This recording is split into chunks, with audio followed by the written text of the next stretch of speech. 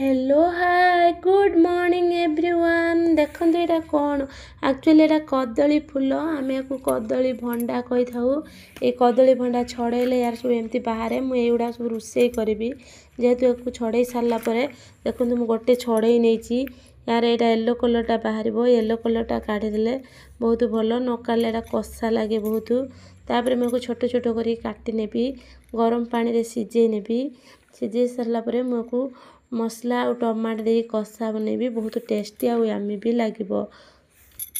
तापर मु फूल को पानी रे भलसे धोईदेवी तापर ताकू मु माने देखु छेची भी छेची देले से तार जो कषा रसटा बाहरी जाए मुझे भलसे छेची नेबी। देखु कदली फूल को मु सब छेची नेली ये भाव में। तापर मु गैस ऑन करमी कढ़ई बसैबी तापर मु अल्प पानी देवी पानी गरम होला परे से कदली फूल को देदेमी। देखो पानी गरम हो गलानी तापर मु कदली फूल देदेमी सिझिया लूण गोटे चामच हलदी गोटे चामच पकईकी सिझे नेबी कदली फूल को।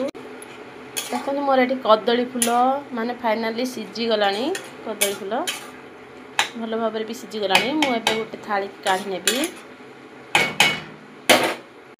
देखो कढ़ई गरम होला परे तेल पकई नेली तेल गरम होला परे पियाज पकईली।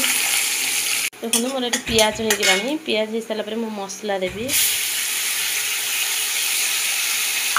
मसला ऊपर से कषी नेबी मैंने अदा रसुण पेस्ट करी जेहेतु तेल पियाज भलसे कषी नेबी। तापर मसला हो सारा मु टमाटो पकाइबी गोटे चामच काश्मीरी चिली देदेली हाफ चामच लूण तापर मु आ गोटे कढ़ई बसई से कदली फूल को भलसे भाजी नेली।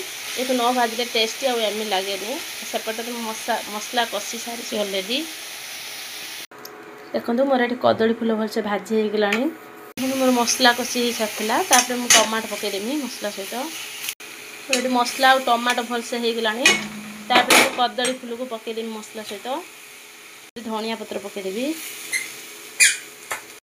देखो मोर कदली फूल कषा रेडी हो गला आ बहुत टेस्टी आ यामी भी लगे। आलू पकई भी कषा कले बहुत भल लगे जेहेतु मुझे आलू पकई ना मत आलू टे भल लगे से कषारे आलू पकई ना। आ मोर कदली फूल तरकारी केमती मत कमेंट करेंगे लाइक करेंगे सब्सक्राइब देवे प्लीज भूलिए सब्सक्राइब करेंगे।